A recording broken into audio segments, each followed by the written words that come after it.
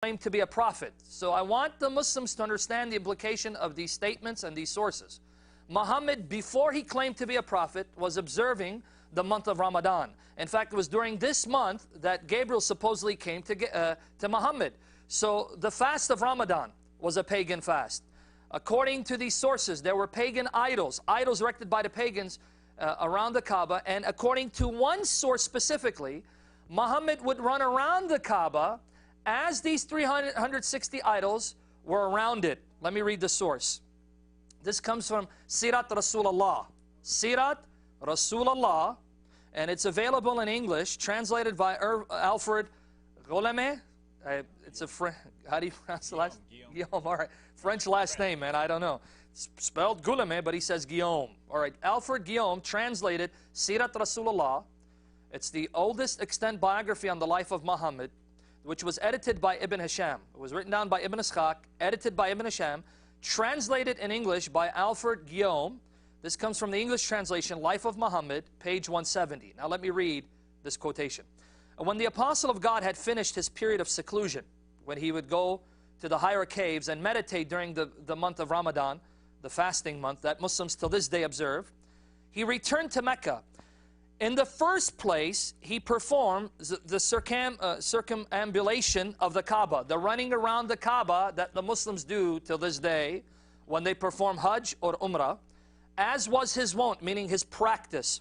While he was doing it, Waraqah met him and said, "O son of my brother, tell me what thou hast seen and heard." Notice what this is saying, that after his encounter with this spirit who identified himself as Gabriel, Muhammad returned to Mecca, ran around the Kaaba during the time in which there were still 360 idols. Now, why would the prophet of monotheism, the prophet who supposedly brought the strictest form of monotheism known, why would he observe the practice of running around the Kaaba when it was littered with idols? 360 to be exact. And we'll find that later on, when he went to Medina, he did it again. When he performed Umrah, he again ran around the Kaaba when the idols were still in place. Why is he observing such practices when this house is littered with idols, an abomination to the true God? Now, before I move on to my next point, I have a question for you guys. It's been said when Islam came, they cleaned the Kaaba from all of these idols that was inside. That's what I just read, yes. All right. And the other one, from where this black stone came, it's a meteorite or it really came from heaven for Abraham to build a temple on it there? Can you elaborate on that? Yes. As far as the cleansing of the Kaaba, yes, Muhammad smashed the idols that were there, with the exception. And Jesus was there too. Oh, you mean the picture? I know the picture, yes. He's talking about a portrait of Jesus and Abraham. Go ahead. Yes. As far as the cleansing of the temple, though, it's very important to recognize that originally Muslims prayed facing Jerusalem. Precisely. But Muhammad would visit the Kaaba. Muhammad would visit the Kaaba regularly, even as a Muslim, when he was a persecuted prophet in Mecca. So Muhammad is in Mecca. He has no control. There are still the 360 idols there. Muhammad visits this pagan shrine regularly and kisses the black stone. Interestingly, later on, when the Jews rejected Muhammad and they understood the Torah enough to realize that he's a false prophet, Muhammad turned away from Jerusalem as the direction that Muslims should pray to, and turned facing the Kaaba in Mecca. So for several years before Muslims conquer Mecca and destroy the idols, Muslims are bowing down and facing a house of worship that is filled with 360 pagan idols. Now, just imagine this. The prophet of monotheism comes along and says, you want to know where we're going to pray to? We're going to pray facing those 360 pagan idols. Why would you do that? Because that was what the pagans did. That's what Muhammad had been raised to do. That's what the vast majority of his followers had been raised to do. They had been raised to bow down to these 360 idols. And they were very comfortable doing this. This seemed natural to them. Abu Bakr, all of the early Muslim converts from Mecca would have grown up bowing down to this pagan temple. And that's exactly what Muhammad did for a period of several years. While it was still surrounded with pagan idols, Muslims are bowing down to it. Now, as far as the black stone, yes, this does seem to be some sort of meteorite. It's interesting to note that other places around the world, when a meteorite would fall to Earth, they would take this up as an object of veneration and worship. In ancient Ephesus, they were known to have a meteorite. They were known to have a meteorite, which became an object of reverence and worship. I'm sure Sam can go into more detail on actual sources on what we read about the black stone, but there's no question. Muslims, what are you doing? You're going to smash every idol except for this black stone, which was this was a pagan object. This is what this fell from heaven for us. That's what the pagans believed. Other pagan groups in the ancient world believed the same thing about it. And interestingly enough, even the early Muslims recognized that there was something very, very wrong about this. Umar, the second rightly guided caliph, said to the black stone, he said, you can't do anything. I would never, ever, ever, ever, ever kiss this black stone, this object of paganism, but for the fact that I saw Muhammad doing it.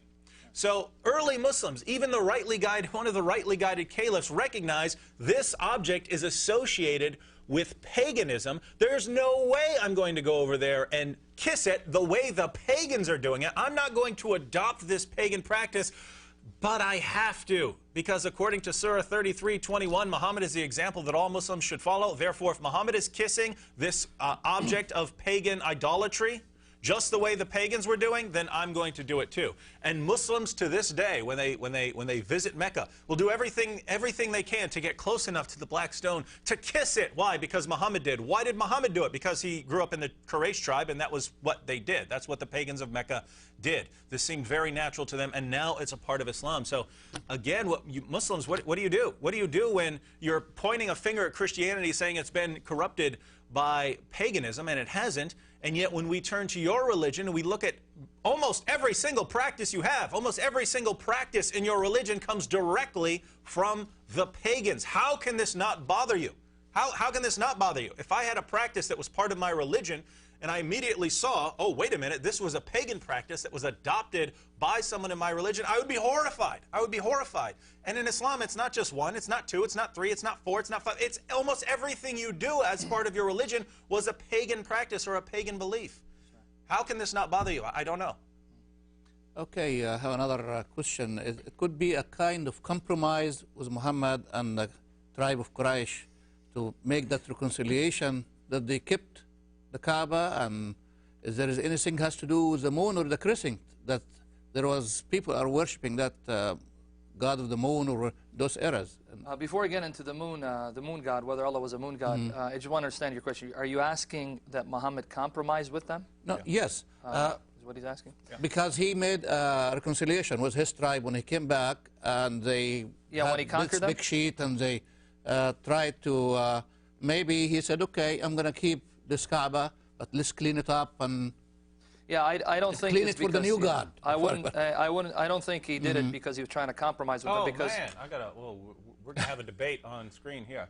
well, no, because if you let me finish my point, All right. I thought you were on my side, but you see, this is what happens when it's live.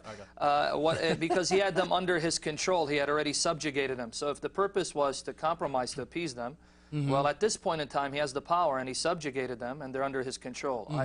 I actually think it's because he grew up steeped in these practices, and that he adopted as part of his religion. So I'm sure Dave's going to say that to compromise and to bring them in union with him, but he had already controlled them, subjugated them, and dominated them at the point that you're talking